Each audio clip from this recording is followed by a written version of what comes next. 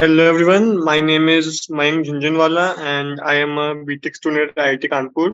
So today I am going to solve continuity and differentiability NCERT exercise with you. We have done yesterday till question number 9, so we will continue forward. To give you a basic brief of what we did yesterday is that continuity and differentiability is basically an extension of differentiation only. In this, we basically study that at what points a function is going to break. Like at what points the function definition changes. At that points, it becomes discontinuous. And talking about differentiability is something like you can say when we draw a tangent to the function at some point, then if that tangent can be drawn to the function, then the function is differentiable at that point. Otherwise, it is not. So this is basically continuity and differentiability. So let's start with the question. Let's start with question number 10.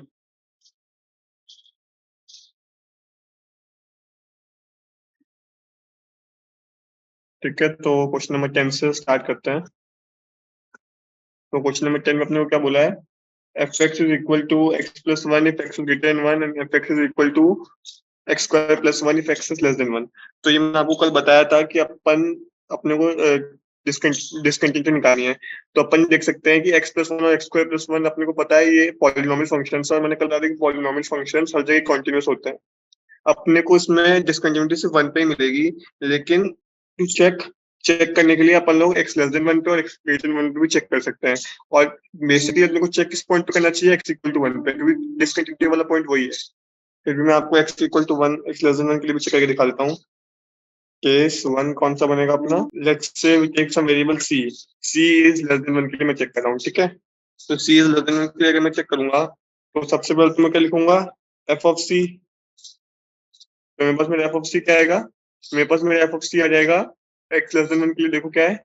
x square plus 1. तो वो हो जाएगा c square plus 1. ठीक है, ये हो जाएगा f of c. फिर मैं क्या निकालूंगा? फिर मैं निकालूंगा limit of x tending to c, limit of x tending to c f of x. क्योंकि मैं c पे निकाल रहा हूँ तो मेरे को x को c पे टेंड करवाना पड़ेगा. So limit of x tending to c f of x is equal to what? Limit of x tending to c f of x is equal to limit of x tending to c f of x की जगह मैं डाल दूंगा, क्योंकि वो मैं 1 से पीछे हूँ अभी, तो मेरे को 1 से पहले वाली डेफिनेशन यूज करनी पड़ेगी, मतलब x स्क्वायर प्लस 1 वाली. तो ये हो जाएगा x स्क्वायर प्लस 1. ये अपन लोग कल भी कर जाते हैं, इज इक्वल टू, मैं x की जगह c डाल दूंगा तो मेरे पास आंसर आ जाएगा c स्क्वायर प्लस 1. ठीक है, ये अपना आंसर f ऑफ c से आया, तो ये लिमिट से आ रहा है. क्योंकि दोनों बराबर आ रहे हैं, hence function is continuous for any c less than 1. ठीक है, तो हो गया केस 1. सिमिलरली मैं केस 2 के लिए भी चेक कर लेता हूँ. केस 2 में पहले वो वाला लेता हूँ जिसमें मैं लूंगा जब मेरा c ग्रेटर देन 1 होगा. फॉर c ग्रेटर देन 1 कैसे करूंगा? मैं सबसे पहले वापस वही f ऑफ c निकालूंगा. What is f of c? f of c for c greater than 1 will be taken by this point x plus 1, because for x greater than 1 the function definition is x plus 1. So f of c would be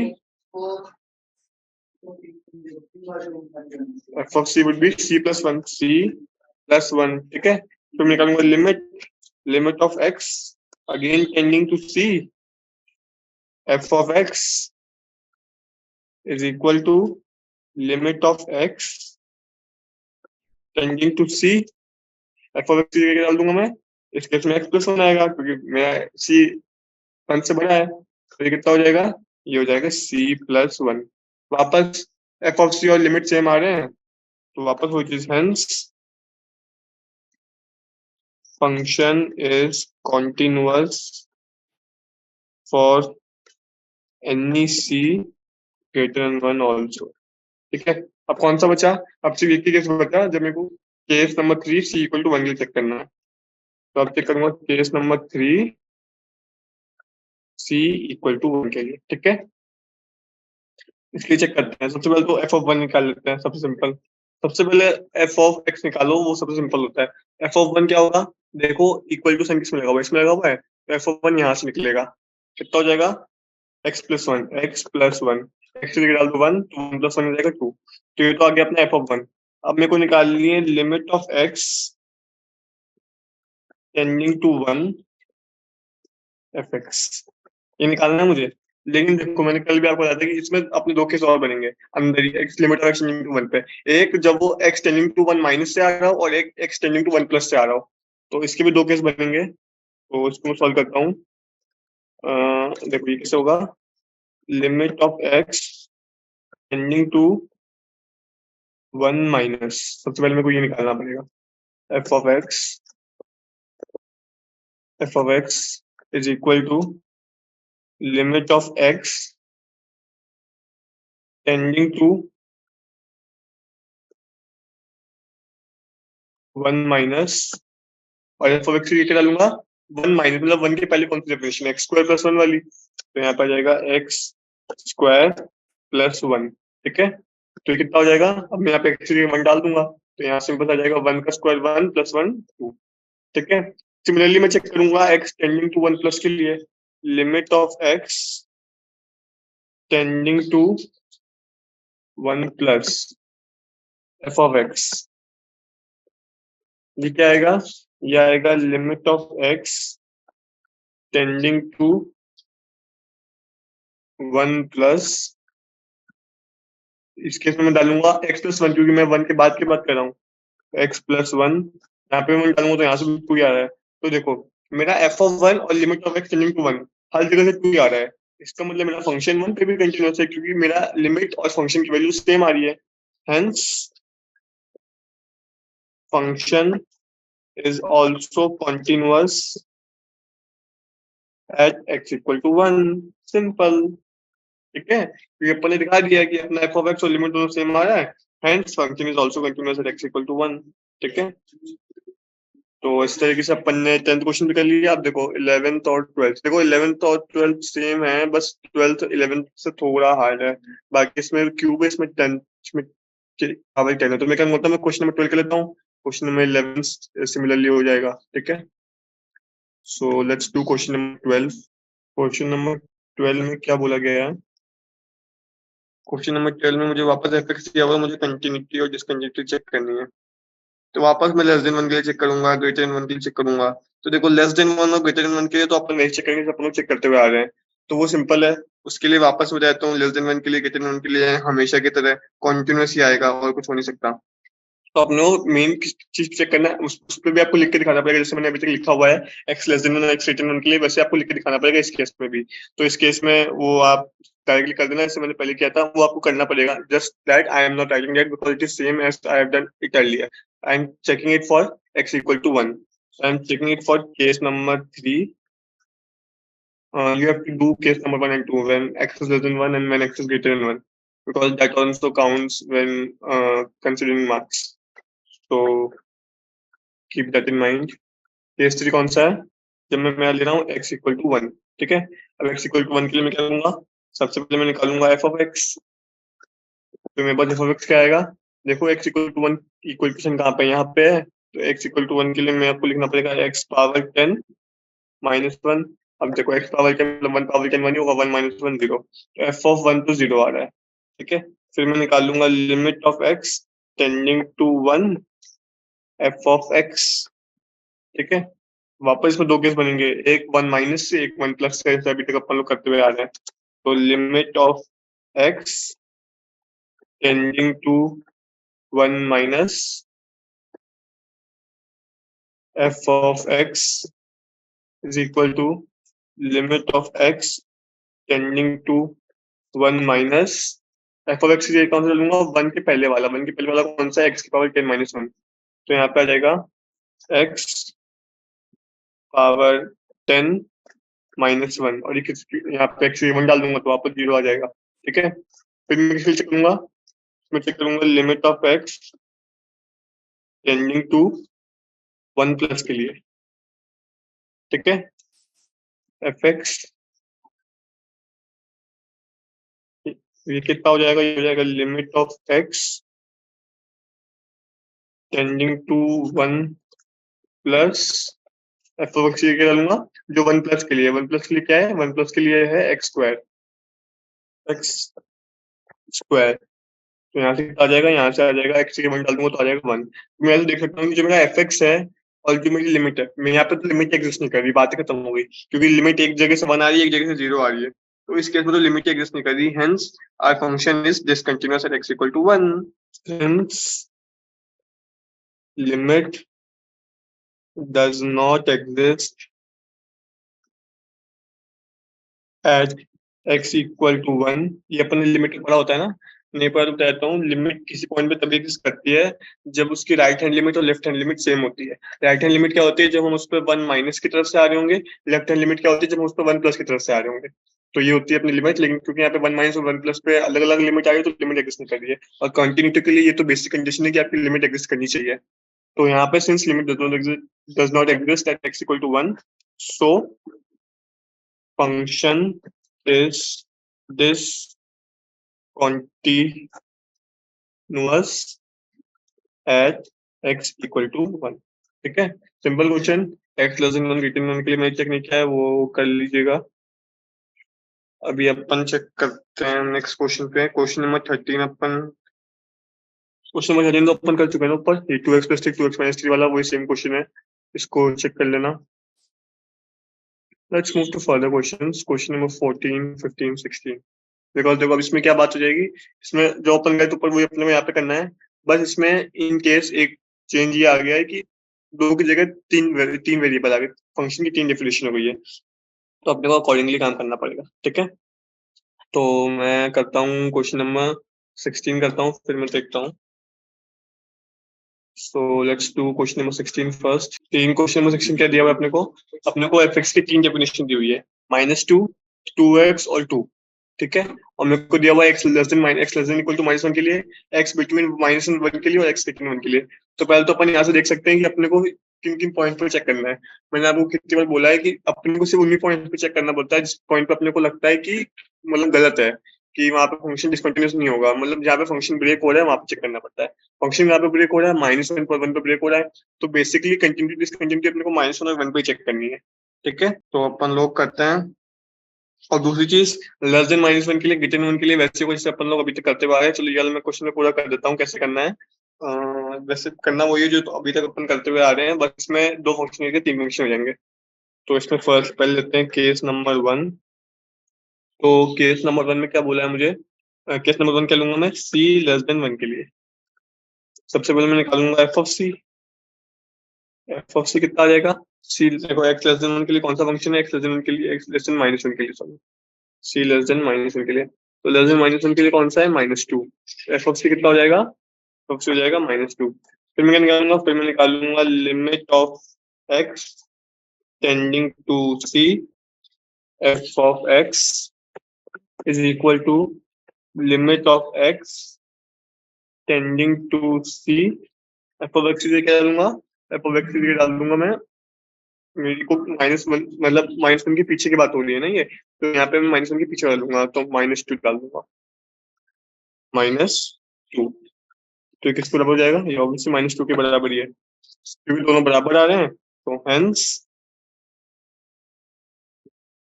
function is continuous for all x less than -1।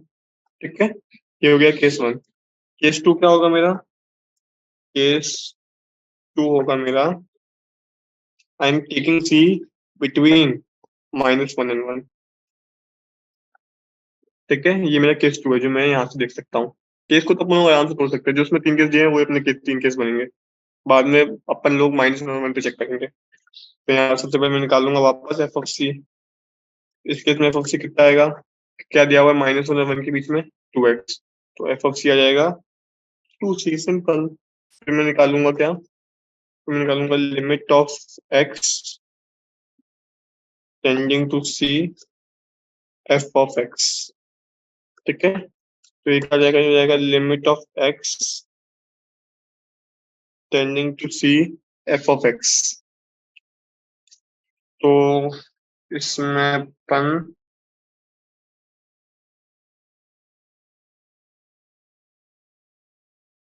क्या कर सकते हैं इसको, अपन ये कर सकते हैं कि limit of x tending to f of x, और एफ ऑफ एक्स क्या दिया हुआ है, -1 से 1 के बीच में, -1 से 1 के बीच में एफ ऑफ एक्स दिया हुआ है 2x, तो मैं सीधे सीधे यहाँ पे लिख दूंगा 2x, तो यहाँ पे आ जाएगा 2x, क्योंकि मैं -1 से 1 के बीच में मेरे को दिया हुआ है कि मैं किसी भी -1 से 1 के बीच में किसी भी पॉइंट पे जाऊंगा तो मेरे फंक्शन की वैल्यू 2x है, तो मैं लिखूंगा 2x इक्वल टू 2c।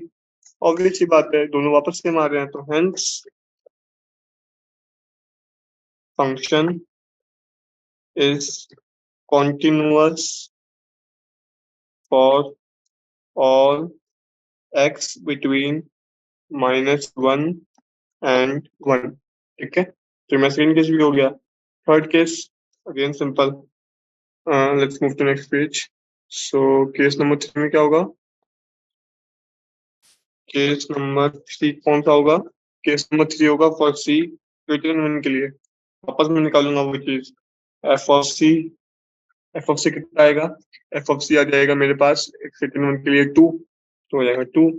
फिर मैं निकालूंगा क्या, फिर मैं निकालूंगा limit of x tending to c, f of x is equal to limit of x tending to c, f of x लेकर डाल दूंगा मैं 2, क्योंकि एक्स ग्रेटर देन 1 है, 2 तो एक तो 2 ही आएगा, ऑब्वियस सी बात है, वापस दोनों सेम आ रहे हैं, hence function is continuous for all x greater than, for all c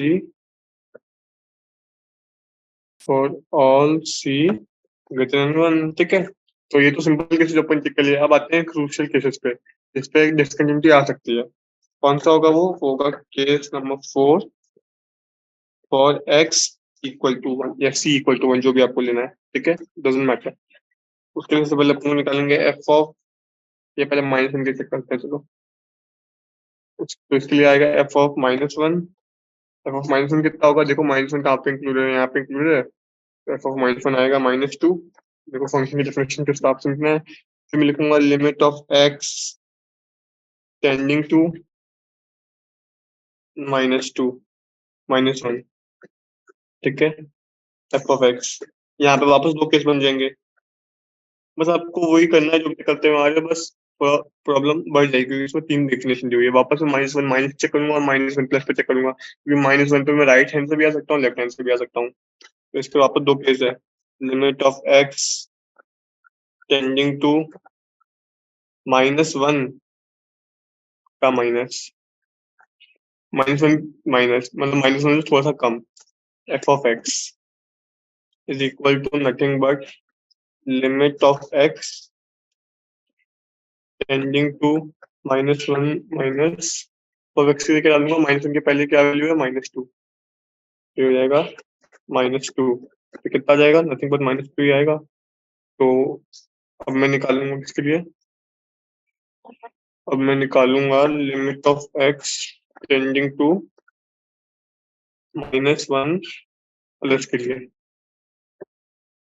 sorry, ठीक है, एफ ऑफ एक्स, तो ये क्या आएगा, ये आएगा limit of x tending to -1 plus -1 plus पे क्या दिया हुआ है, एफ एक्स की वैल्यू, मतलब -1 प्लस आगे क्या दिया हुआ है, 2x, तो कितना हो जाएगा, ये हो जाएगा 2 मल्टीप्लाइड बाई -1, तो यहाँ से मेरे पास आंसर आ जाएगा equal to -2।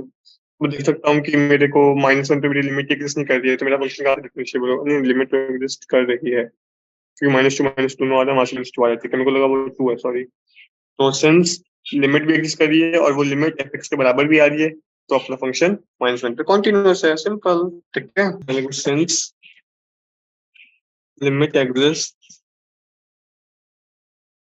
at -1 and is equal to f of -1, so function is continuous at x equal to -1, simple, ठीक है। अब बस एक केस बच रहा है, कौन सा, x इक्वल टू 1 के लिए, केस 5 x इक्वल टू 1। ठीक है, वापस सबसे पहले मैं निकालूंगा f of one. F of one कितना होगा, देखो कहाँ पे इंक्लूड है f of one, equal to sign यहाँ पे, मतलब एफ ऑफ वन होगा 2 × 1 इक्वल टू 2 मल्टीप्लाई बाय 1, कितना हो जाएगा 2। ठीक है, फिर मैं निकाल लूंगा limit of x tending to 1 f of x. वापस इसके दो केस बनेंगे, वही चीज अगेन एंड अगेन करनी है अपने को। Limit of x tending to 1 minus, क्योंकि मैं लेफ्ट हैंड से चेक करूंगा फिर मैं राइट हैंड से चेक करूंगा, एफ ऑफ एक्स 1 माइनस पे देखो 1 के पहले, 1 के पहले कौन सी डेफिनेशन है, ये वाली 2x, तो equal to limit of x tending to 1 minus, और एफ एक्स निकाल दूंगा 2x इक्वल टू 2 × 1 2 आएगा। ठीक है, फिर मैं निकाल लूंगा limit of x tending to 1 plus f of x, f of x ये कितना आ जाएगा, ये आ जाएगा limit of x tending to 1 plus, देखो 1 प्लस पे क्या दिया हुआ है, 1 प्लस पे दिया हुआ है 2 इक्वल टू 2। तो देखो मेरी लिमिट की वैल्यू सेम आ रही है, and it is coming equal to the value of function at that point. इसका मतलब अपना फंक्शन 1 पे भी कंटिन्यूअस है, वो चीज वापस लिखूंगा, since limit exists at x equal to 1 and is equal to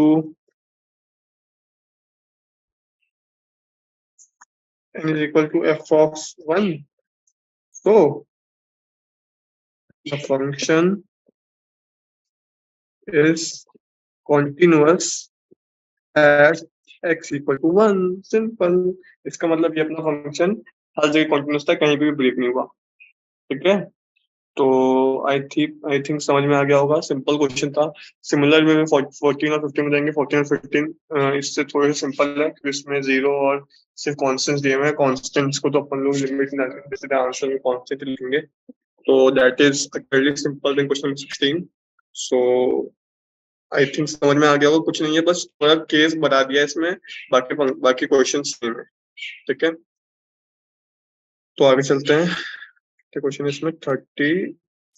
okay, so let's move ahead to question number 17। Question number 17 में चलते हैं। क्वेश्चन नंबर 17 में क्या बोला है, क्वेश्चन नंबर 17 में बोला है क्या, find the relationship between a and b so the function f defined by f x equal to this thing is continuous x equal to 3। तो अपने को बोलना है कि अपना फंक्शन कॉन्टिन्यूअस है। अभी तक अपन लोग ये चीज चेक कर रहे थे, अपने को बता दिया कि अपना फंक्शन कॉन्टिन्यूअस है, अब आप हमको ए और बी निकाल के बताओ। तो बस अपन कंटिन्यूटी वाली चीज लगा देंगे। कॉन्टिन्यूटी के लिए क्या होना चाहिए, एक तो लिमिट एग्जिस्ट करनी चाहिए, दूसरी चीज लिमिट की वैल्यू फंक्शन की वैल्यू बराबर होनी चाहिए। तो देखो मेरे को कॉन्टिन्यूअस दिया हुआ किस पॉइंट पे, एक्स इक्वल टू 3 पे, तो ऑब्वियसली बात सबसे पहले तो मैं एफ ऑफ 3 निकाल लेता हूँ। एफ ऑफ 3 कितना होगा, एफ ऑफ 3 देखो 3 कहाँ पे इंक्लूड है, यहाँ पे इंक्लूड है, तो एफ ऑफ 3 हो जाएगा a इंटू 3+1 मतलब 3a+1। तो अब मैं लिमिट निकालूंगा, limit of x tending to 3 f of x equal to limit of x tending to 3 f of x से क्या डालूंगा, क्योंकि यहाँ पे मेरे को x की वापस वही चीज दो केस बनेंगे, क्योंकि एक 3 माइनस में एक लेफ्ट से आ रहा होगा, एक राइट से आ रहा होगा। 3 माइनस, तो 3 माइनस पे क्या बनेगा, 3 माइनस पे बनेगा 3 के पहले वाला मतलब x+1 वाला, तो यहाँ से क्या आ जाएगा, यहाँ से आ जाएगा 3 नहीं ax+1, तो ये चीज कितना हो जाएगा, ये चीज हो जाएगा 3a+1। ठीक है, पहले तो मैं वापस निकाल दे रहा हूँ वो चीजें। और दूसरा कौन सा होगा, दूसरा होगा limit of x tending to 3, 1 second समझ, 3 प्लस, सो 3 प्लस पे क्या होगा, देखो 3 प्लस पे होगा bx+3, सो bx+3, अब यहाँ पे x की वापस 3 डाल दो, it will come to be 3b+3। ठीक है, अब क्योंकि मेरे को दिया होगा कि मेरा फंक्शन कॉन्टिन्यूस है, फंक्शन कॉन्टिन्यूस है इसका मतलब क्या हुआ, एक तो लिमिट एग्जिस्ट करनी चाहिए। लिमिट कब एग्जिस्ट करती है, जब राइट हैंड लिमिट और लेफ्ट हैंड लिमिट इक्वल होती है। तो limit should exist at x equal to 3, limit exist करनी चाहिए वरना अपना क्वेश्चन सॉल्व नहीं होगा। तो लिमिट एग्जिस्ट कब करेगी, जब मेरा 3a+1 और 3b+3 बराबर होगा। मतलब एक तो अपनी इक्वेशन बनेगी कि 3a+1 इक्वल टू 3b+3, ठीक है। एक इक्वेशन तो ये बनेगी, दूसरी क्या बनेगी, this limit should be equal to the value of function, मतलब f(3) के बराबर होनी चाहिए, ऑब्वियस सी बात है, ठीक है। f(3) की वैल्यू अपने को दी हुई है 3a+1, तो ऑब्वियस सी बात है वापस वही केस बनेगा f(3) इक्वल टू लिमिट, और लिमिट है 3a+1 3b+3 दोनों बराबर है, तो 3a+1 is equal to 3b+3, वापस वही चीज बनेगी। अपने को इक्वेशन तो यही मिल रही है, अपने को इस इक्वेशन को सॉल्व करके ए और बी में रिलेशन बताना पड़ेगा। तो इसको सॉल्व करते हैं, यहाँ से आ जाएगा 3a इक्वल टू 3b+2,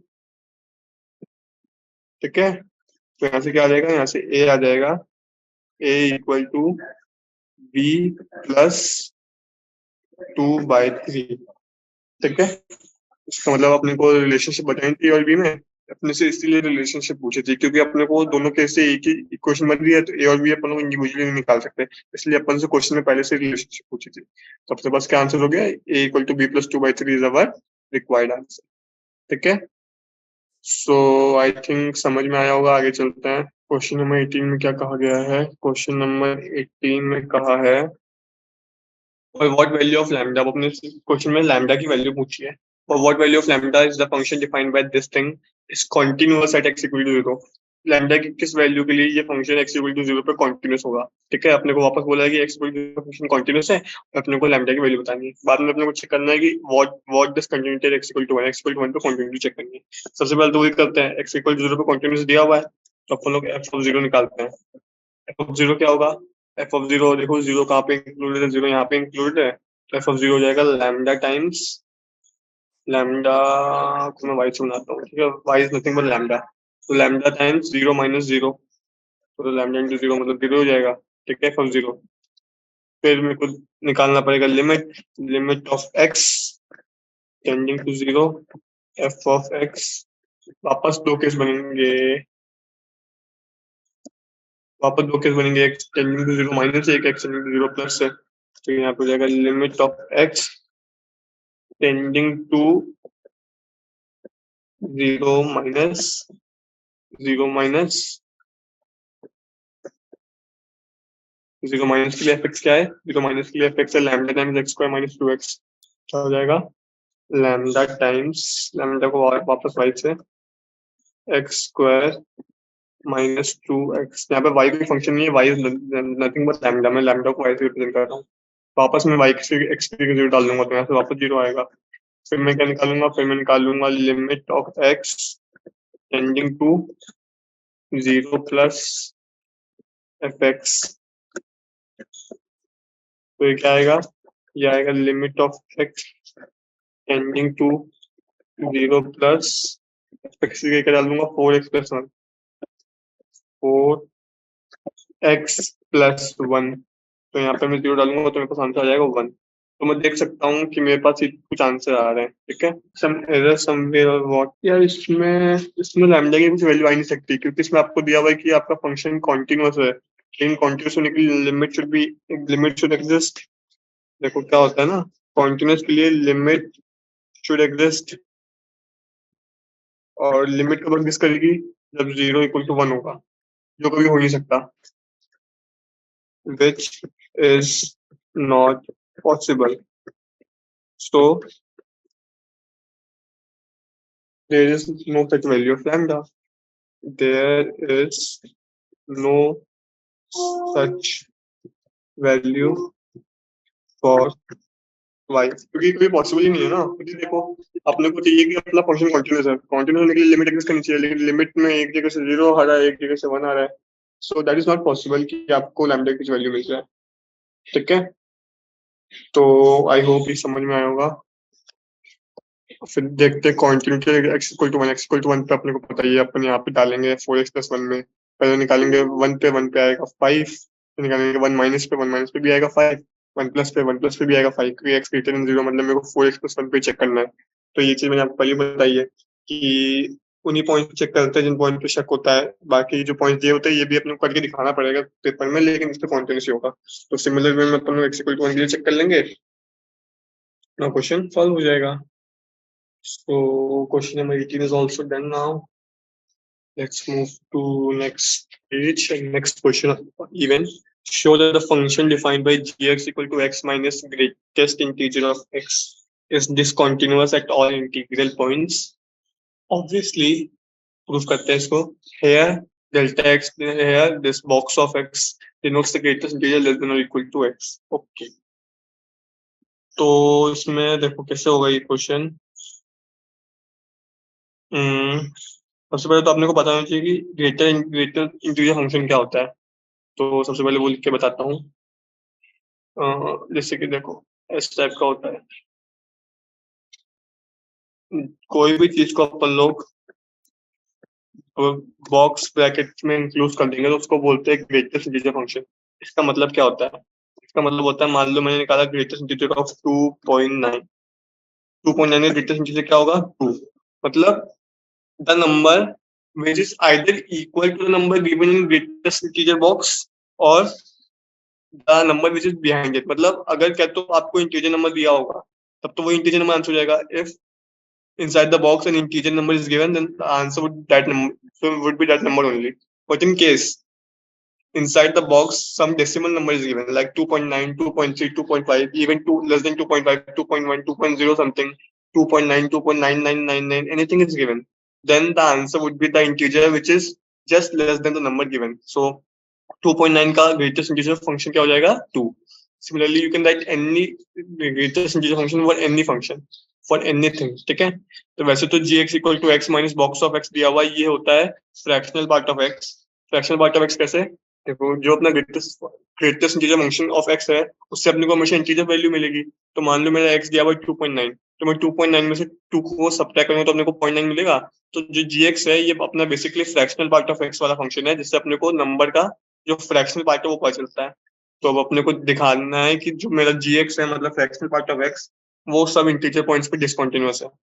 तो इसको कैसे दिखाएंगे? वैसे ही आप लोग अभी तक करते हुए आ रहे थे. तो चेक करते हैं. Let's say we take a number n. अपन लोग सबसे पहले निकालते हैं g ऑफ n निकालना पड़ेगा जैसे अपन लोग f ऑफ x निकाल देते हैं. तो g ऑफ n क्या हो जाएगा? n minus greatest integer of n. ये जाएगा मेरा g ऑफ n. ठीक है. और n माइनस अपने को पता है greatest integer of n n ही होगा क्योंकि मेरा n एक इंटीजर है, मैं n को इंटीजर लेके चल रहा हूँ. इक्वल टू 0 हो जाएगा. यहाँ पे मैं लिख देता हूँ n बिलोंग्स टू इंटीजर. ठीक है. तो मैं n इक्वल टू इंटीजर के लिए चेक कर रहा हूँ. तो ये आ रहा है. फिर मैं निकालूंगा, फिर मैं निकालूंगा limit of x tending to n g of n. इसके वापस दो केस बनेंगे हमेशा की तरह. Limit of x tending to n minus g of n is equal to limit of x tending to n minus g of n की जगह क्या डाल दूंगा? n माइनस मतलब n अगर छोटा होगा मतलब जो मैं डालता हूँ फंक्शन तो मेरा वही है n minus mod n minus greatest integer function of n. अब देखो ये कैसे ब्रेक होगा? ये ऐसे ब्रेक होगा कि n तो n ही रहेगा n माइनस. अब चूंकि मेरा नंबर n से थोड़ा सा छोटा है तो मान लो n को अगर मैं 9 लेता हूँ तो n माइनस क्या हो जाएगा? 8.999999. 8.99999 का ग्रेटेस्ट इंटीजर फंक्शन क्या होगा? 8. मतलब n माइनस के लिए जो मेरा बॉक्स की वैल्यू आएगी वो आएगी n माइनस 1. क्योंकि जब मैं 9 ले रहा हूँ, क्योंकि जब मैं n को 8 पॉइंट जब मैं n को 8.9999 ले रहा हूँ तो मेरे को वैल्यू मिल रही है 8. मतलब 9 से 1 कम. तो इसका मतलब इसमें आएगा n माइनस 1. समझ में आया ना कैसे? क्योंकि मान लो मेरा n 9 है तो यहाँ पे मैं n माइनस के लिए चेक कर रहा हूँ. n माइनस मतलब 8.99999, उसका बॉक्स आएगा 8. मतलब 9 से 1 कम मतलब n minus 1. n minus n minus 1. तो यहाँ से क्या आ रहा है अपने पास? यहाँ से आ रहा है 1. और फिर अपन लोग चेक कर लेंगे limit of x tending to n plus के लिए g ऑफ n. ये कितना हो जाएगा? ये हो जाएगा limit of x tending to n plus g of n में वापस डालूंगा तो वही मैं n minus greatest integer function of n ठीक है, यहाँ पे भी ब्रैकेट लगा देते हैं।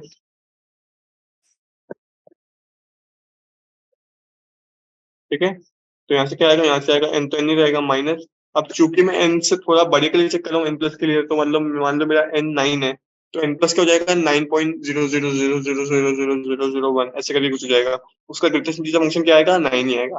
तो n प्लस के लिए ग्रेटेस्ट इंटीजर फंक्शन n ही आएगा, n माइनस के लिए n-1 आएगा। ये हमेशा ध्यान रखना, जब भी हम किसी नंबर की बात करते हैं, तो उसमें अगर हम लोग n प्लस की बात करेंगे, मतलब उस नंबर से थोड़ा सा बड़ा है, मतलब 9.00001 ऐसे करके कुछ बात करें, तो उसका ग्रेटेस्ट इंटीजर फंक्शन आएगा 9 ही आएगा, n ही आएगा मतलब। और लेस देन, और अगर लेस देन के लिए बात करेंगे, मतलब 8.9999 के लिए, तो मेरा 8 आएगा, मतलब n-1 आएगा। इस केस में n ही आएगा।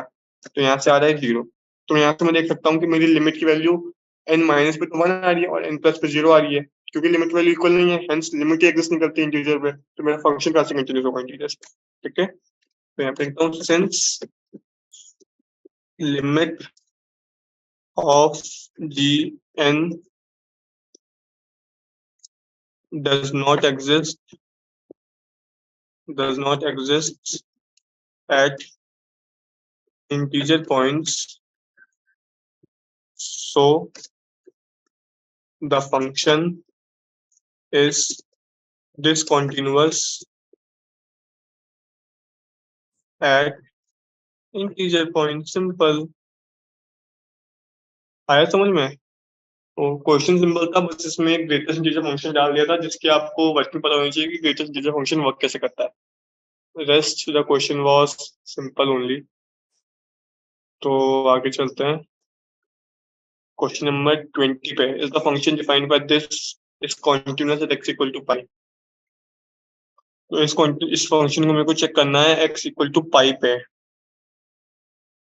Okay, so we have to check this question x equal to pi. तो यार ये भी वैसे ही होगा।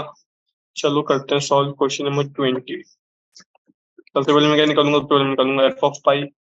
एफ ऑफ पाई कितना होगा, एफ ऑफ पाई हो जाएगा pi square minus sine pi. Sine pi होता है 0, अपने को पता होता है, तो ये हो जाएगा पाई स्क्वायर प्लस 5, मतलब पाई स्क्वायर प्लस 5। ये तो जाएगा मेरा एफ ऑफ पाई। फिर मैं क्या निकालूंगा, फिर मैं निकालूंगा limit of x tending to pi f of x.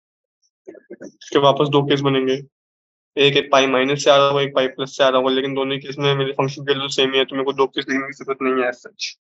तो मैं सीधे सीधे ये एक केस में बना सकता हूँ, लिमिट ऑफ एक्स, क्योंकि दोनों में मेरे फंक्शन की डेफिनेशन तो एक ही दी हुई है ना, तो पाई माइनस और पाई प्लस फंक्शन की वैल्यू चेंज ही नहीं हो रही है, फंक्शन की डेफिनेशन चेंज ही नहीं हो रही है, तो मैं एक ही बार में इसको सॉल्व कर सकता हूँ।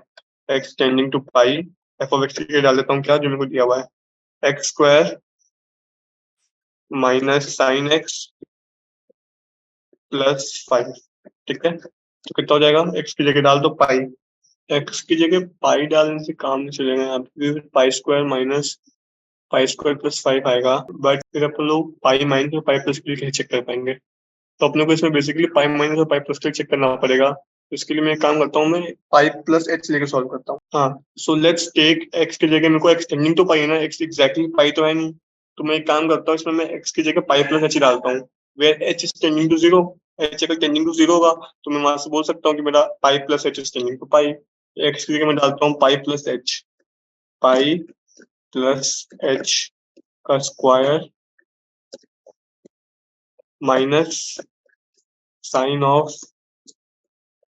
Pi plus h plus 5।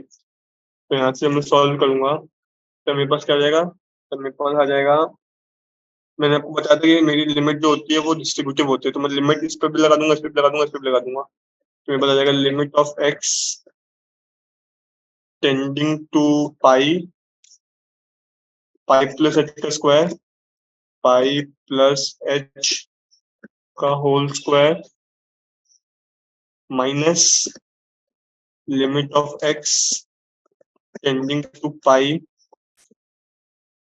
Sign pi plus h plus limit of x tending to pi, और यहाँ पे आ जाएगा 5। ठीक है, तो मैं इसको सॉल्व करता हूँ आगे। तो यहाँ पे देखो, अब मैं एच को मैंने कर लिया था, मैंने लिखा था क्योंकि मैं x में काम कर रहा हूँ, मेरी लिमिट ऑफ x इनटू पाई की जगह लिमिट ऑफ x इनटू पाई थोड़ी होगा यहाँ पे, क्योंकि अब तो मैंने पाई x को पाई प्लस ले लिया ना, तो लिमिट ऑफ x इनटू पाई लेकर भी काम करूंगा। अब मैं काम करूंगा h टेंडिंग टू 0 लेके, तो limit of h tending to 0 पे काम कर रहा हूँ यहाँ पे भी, limit of h tending to 0। Similarly यहाँ पे भी limit of h tending to 0।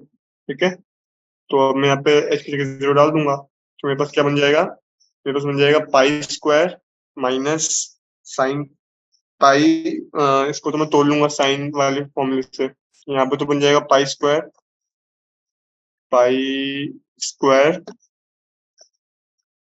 Plus, यहाँ पे देखो यहाँ पे क्या बन रहा है, यहाँ पे बन रहा है sine of a plus b. Sine of a plus b का फॉर्मूला क्या होता है, sine a cos b plus cos a sine b, याद है? तो लिखूंगा लिमिट एच, ये थोड़ा सा हार्ड क्वेश्चन है लेकिन अपन करेंगे तो अपने को समझ में आ जाएगा। Sorry, limit of h tending to 0 क्या बनेगा, sine pi cos h plus cos pi sine h plus 5।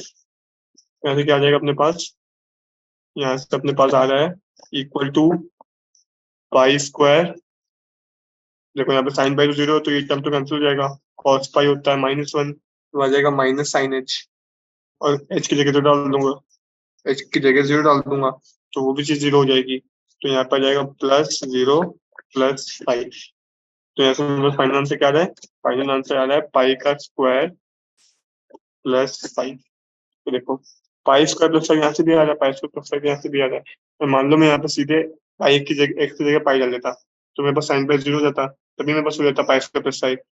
ये तो क्योंकि अपन लोग लिमिट में काम कर रहे हैं तो अपने को एक्सटेंडिंग टू पाई पे चेक करना है, तो मैं एग्जैक्टली पाई डाल के चेक करूंगा तो मेरे को एरर मिल सकता है, इसलिए मैंने पाई की जगह पाई प्लस एच डाल के चेक किया, पाई प्लस एच डाल के चेक किया, फिर मैंने एच टेंडिंग टू 0 कर दिया, क्योंकि पाई प्लस एच मैंने एच टेंडिंग टू 0 तो वो पाई प्लस 0 पे पाई हो जाएगा, तो मैंने एच टेंडिंग टू 0 पे चेक किया, फिर मैंने उसको चेक करके एकदम एक्सट्रीम केस में ले गया मैं, जब मेरा साइन को मैंने खोल लिया, sine of a plus tending to 0 खोल दिया, वहां से मैंने खोलने के बाद भी चेक किया उसको, वहां से भी मेरा final answer pi square plus 5 भी आ रहा है, तो क्योंकि मेरा आंसर दोनों सेम ही आ रहा है तो since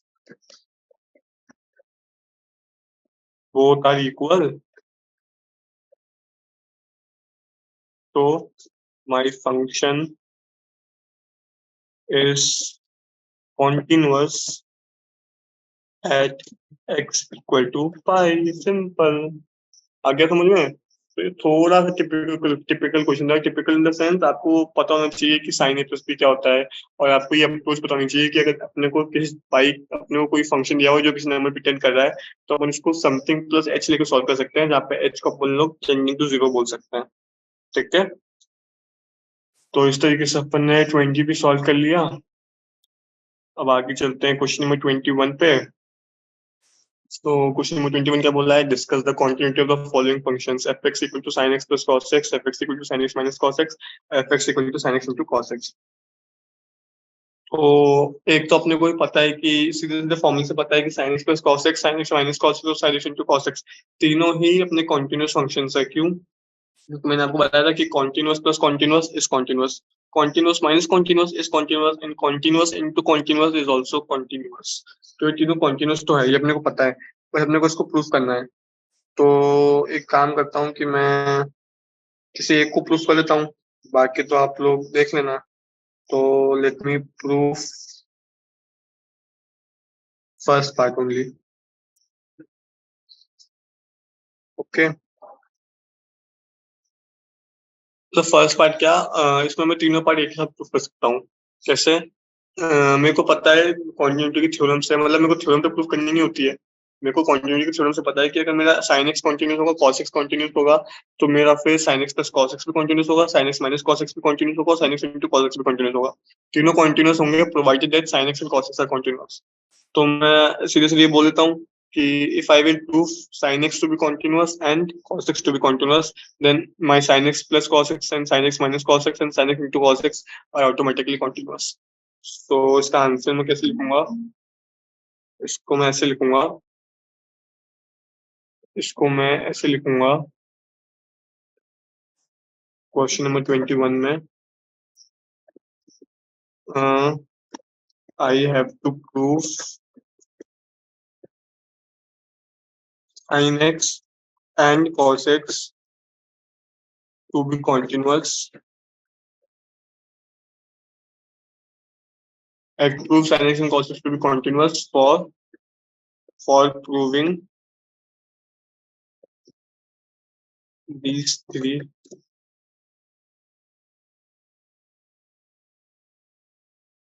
to be continuous. Because it's theorem में बोलती है, थ्योरम because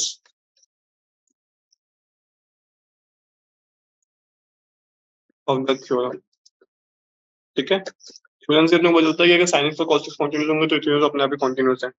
तो मैं एक फंक्शन मानता हूँ sin x, एक फंक्शन मानता हूँ cos x और दोनों को कॉन्टिन्यूस प्रूव करता हूँ। सो लेट्स से मैं x इक्वल टू c पे ही काम करता हूँ। सो एट किसी भी जनरल x पे लेट्स से c, सबसे पहले मैं निकालूंगा, सबसे पहले मैं निकालूंगा f of c। f of c क्या हो जाएगा, f ऑफ c हो जाएगा sin c, सिंपल। ठीक है, फिर मैं क्या निकालूंगा, फिर मैं लूंगा limit of x tending limit of x tending to c f of x is equal to limit of x tending to c। वापस वही काम करूंगा मैं, f of x ये डालूंगा sine of c plus h। क्यों, क्योंकि मेरे को चाहिए, मैंने अभी बताया ट्रिग्नोमेट्रिक फंक्शंस में हमेशा हम ऐसे काम करते हैं, h टेंडिंग टू 0, क्योंकि मेरे को x टेंडिंग टू c है। x टेंडिंग टू c है मतलब मेरा x एग्जैक्टली c नहीं है, x टेंडिंग टू c है, तो फिर वो हो जाएगा c plus h, h tending to 0। मैं वापस फिर यहाँ पे साइन a प्लस b का फॉर्मूला खोल दूंगा। So let me open that, equal to limit of h tending to 0 sin c cos h plus cos c sin h। ठीक है, तो यहाँ से क्या आ जाएगा, यहाँ से आ जाएगा मेरी लिमिट इस पे इंडिविजुअली टूट जाएगी, वो मैं वाला स्टेप में लिखने रहा हूँ, डायरेक्टली बता देता हूँ। फिर ये बन जाएगा sin c cos 0 sin c cos of 0, h की मैंने वैल्यू डाल दी, plus cos c sin 0 sin h sin 0 मतलब। तो फिर यहाँ से क्या आ जाएगा, यहाँ से आ जाएगा cos 0 क्या होता है, cos 0 होता है 1, यहाँ बचेगा sin c प्लस sin 0 तो 0 होता है, तो sin c हो जाएगा। यहाँ से मैं देख सकता हूँ कि मेरी sin c, यहाँ से f of c भी sin c आ रहा है और limit of x tending to c f of x भी sin c आ रहा है। हेंस क्योंकि लिमिट एग्जिस्ट कर रही है और f of x के बराबर है, hence sin x is a continuous function, simple. ठीक है, तो यहाँ से मैंने ये प्रूव कर दिया। अब मैं प्रूव करता हूँ cos x के लिए। cos x के लिए अपन लोग वापस एच एक्स इक्वल टू सी चाहते हैं कि सी क्या है, सी इज एनी रैंडम वेरिएबल। ठीक है ना, तो एट एक्स इक्वल टू सी, मैं इसको मान लेता हूँ, इसको मैंने एफ मान लिया, इसमें जी मान लेता हूँ। तो जी ऑफ सी क्या हो जाएगा, जी ऑफ सी हो जाएगा cos सी, जी ऑफ सी हो जाएगा cos सी। ठीक है, तो मैं निकालूंगा limit of x tending to c cos x क्या हो जाएगा, हो जाएगा limit of h tending to 0 cos of c plus h। ठीक है, तो यहाँ से क्या आ जाएगा, यहाँ से आ जाएगा limit of h tending to 0 cos of c plus, इसको तोड़ दूंगा cos a plus cos b में क्या होता है, cos c, sorry cos c cos h minus sin c sin h, ये होता है cos of a plus b का फॉर्मूला। ठीक है ना, ये तो आपको पता होना चाहिए। वापस मेरी लिमिट दोनों पे इंडिविजुअली लग जाएगी, तो रखेगी तो फिर क्या जाएगा, फिर मेरे पता जाएगा cos c cos 0 minus sine C sine 0। Answer तो अपने को दिख ही गया होगा, मतलब यहाँ पे लिमिट लगी हुई है, यहाँ मैं लिमिट लगाना भूल गया, तो दोनों पे लिमिट लगी हुई है, ठीक है। फिर यहाँ पर जाएगा cos 0 तो 1 ही होता है, तो यहाँ पे जाएगा cos c, और sin 0 0 होता है, तो यहाँ से cos c आ रहा है, तो g ऑफ c भी cos c और मेरी लिमिट भी cos c आ रही है, तो इसमें भी अपना फंक्शन की वैल्यू लिमिट की वैल्यू दोनों बराबर आ रही है। Hence cos x is also a continuous function, simple. बस अपन ने प्रूव कर दिया, अपने को ये तो प्रूव करना था, साइन एक्स और कॉस एक्स को अपने दोनों को अपन ने कॉन्टिन्यूस फंक्शन प्रूव कर दिया, तो अपन ने ये चीज प्रूव कर दी कि अपना फंक्शन साइन एक्स और कॉस एक्स दोनों कॉन्टिन्यूस है। इसका मतलब sine x plus cos x, sine x minus cos x और sine x into cos x भी कॉन्टिन्यूस होगा। As simple as that by theorem. इस वीडियो में अपन लोग 21 तक सॉल्व कर लिया, तो बाकी के क्वेश्चंस नेक्स्ट वीडियो में सॉल्व करते हैं। तो समझ लेना ये चीज, सेम ही चीज है, अपने को बार बार हर क्वेश्चन में सेम चीज करनी है, बस थोड़े बहुत क्वेश्चंस में डिफरेंसेस आएंगे, बाकी कॉन्सेप्ट सेम है। अगर कॉन्सेप्ट आता है तो अपन लोग ये चीज आराम से सॉल्व कर सकते हैं, ठीक है। तो आई होप इतना समझ में आ गया आपको। Thank you.